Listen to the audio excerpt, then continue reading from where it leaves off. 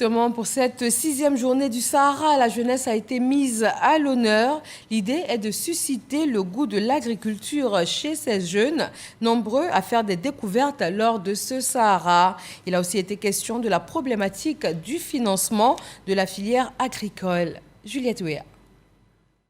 La jeunesse au centre de la 4e journée du Salon international de l'agriculture et des ressources animales d'Abidjan, le Sahara 2023. Objectif, amener les jeunes à s'intéresser à l'agriculture, l'un des piliers de l'économie ivoirienne. Des jeunes ont donc participé à un panel autour du thème « Instruments de financement pour l'atteinte de la sécurité alimentaire ». C'est vraiment important de suivre ces genres de panels parce que en fait tout ce qui a été dit vraiment ça a été vraiment pour la cause des jeunes.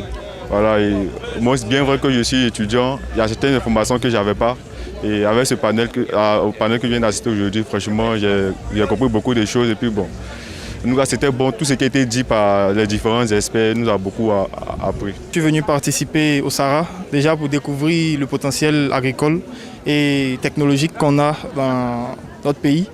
Et puis aussi pour pouvoir m'investir moi-même dans ce processus-là, puisque je suis en voie de devenir entrepreneur agricole.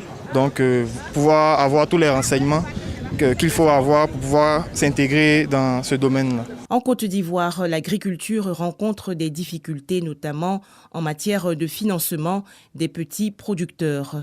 En effet, moins de 3% des crédits bancaires sont alloués aux petites exploitations agricoles. Les panélistes ont tour à tour proposé des solutions. Le ministère de l'Agriculture, qui connaît vraiment ces difficultés-là, met en place différents programmes avec différents instruments de financement. Et dans ces cadres-là, il y a des instruments de financement qui travaillent au refinancement des microfinances, de permettre de disposer de la trésorerie pour permettre de donner du crédit à des taux négociés aux petits producteurs.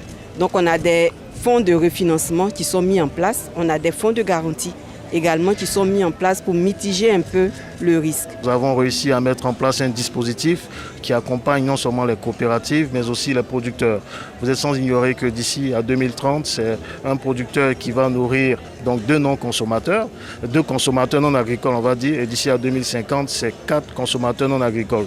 Nous avons bien percuté donc cet enjeu-là au regard aussi de la forte démographie de notre population. Le Salon international de l'agriculture et des ressources animales d'Abidjan 2023 va s'achever le 8 octobre prochain.